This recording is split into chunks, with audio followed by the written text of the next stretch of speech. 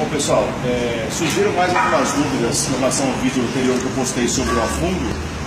Eu vou esclarecer algumas perguntas que me fizeram com relação à utilização de um step na frente para realizar o exercício a fundo, tá? Ou um banco na posição posterior, do apoio do pé, realizando o mesmo movimento. Tá? Então, eu vou pedir para o Leandro fazer aqui um step, eles fazem o movimento.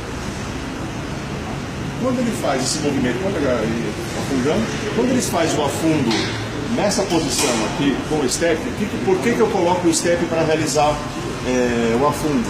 Para aumentar a minha flexão do quadril. Então nessa perna que ele está apoiada aqui para realizar o movimento, ele está com o quadril flexionado, ele aumenta a flexão do quadril. Então ele aumentando a flexão do quadril, ele alonga as extensões do quadril. Você sempre alonga o músculo realizando a função contrária dele, tá? Então eu faço a flexão ao longo e o músculo mais alongado, ele é mais capaz de realizar força. Além do que, aqui nesse ponto, se ele está segurando, por exemplo, um halter na mão, aquela mesma questão do braço de momento. O braço de alavanca aqui para o quadril, para vencer, para fazer o movimento, tá? Para vencer o braço de resistência e ele fazer a fase concêntrica do movimento, é consequente maior. Tá?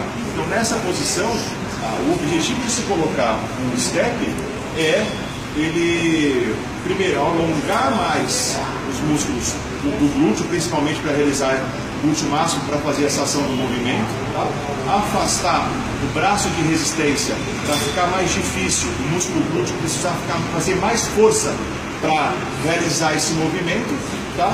E uma outra questão que pode ajudar é a própria a consciência dele do movimento para realizar essa ação.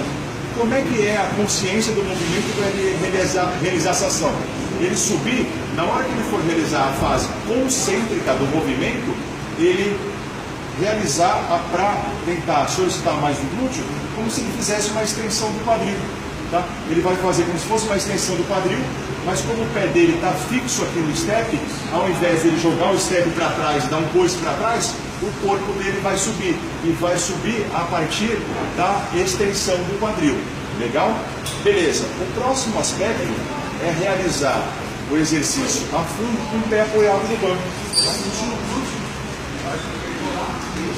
Quando ele realiza esse mesmo movimento a fundo, Leandro, você vê que ele tem já um braço de momento maior para o quadríceps, tá?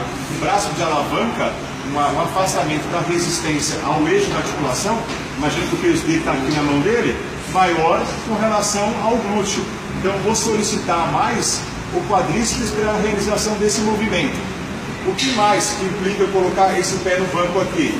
Ele perde o auxílio da outra perna na hora da extensão do tronco. Por exemplo, fica na posição de afundo normal. Quando ele faz ao fundo nessa posição, tá? E ele sobe, a extensão desse joelho aqui também colabora para a execução do movimento. Ele vai estender com a perna principal, mas essa perna aqui também colabora na realização do movimento. Quando ele coloca a perna aqui em cima, ele não tem tanto ajuda dessa perna para realizar o movimento. Então ele foca mais nessa perna aqui da frente para fazer esse movimento. Fica mais esticado, que é difícil, e ele perde também a estabilidade. O movimento fica mais instável para ele realizar. Ele força mais também a função estabilizadora do quadril para fazer o movimento. Interessante, se ele não tiver os estabilizadores do quadril fortes para fazer esse movimento, é interessante ele não fazer a etapa. Esse exercício é um pouco mais avançado. A pessoa tem que ter os músculos estabilizadores bem fortes. Sendo que as pessoas, se ele tiver os estabilizadores bem fortes, o que ele pode fazer? Daí ele pode progredir. Como é que é essa progressão?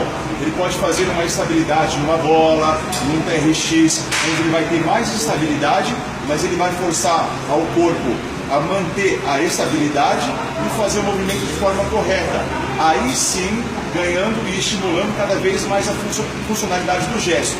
É até interessante que alguns autores falam que esse tipo de trabalho unilateral você consegue posteriormente transferir mais força para o trabalho bilateral. alguns autores citam aí esse trabalho no lateral para ganhar mais de estabilização, né, de forma correta, porque se você trabalhar de forma incorreta, você não está trabalhando os estabilizadores, mas você consegue transferir para realizar mais força em outros movimentos, como o movimento de agachar com uma sobrecarga maior, ou fazer simplesmente o próprio gesto com mais segurança e estabilidade corporal. Tá certo? Muito obrigado.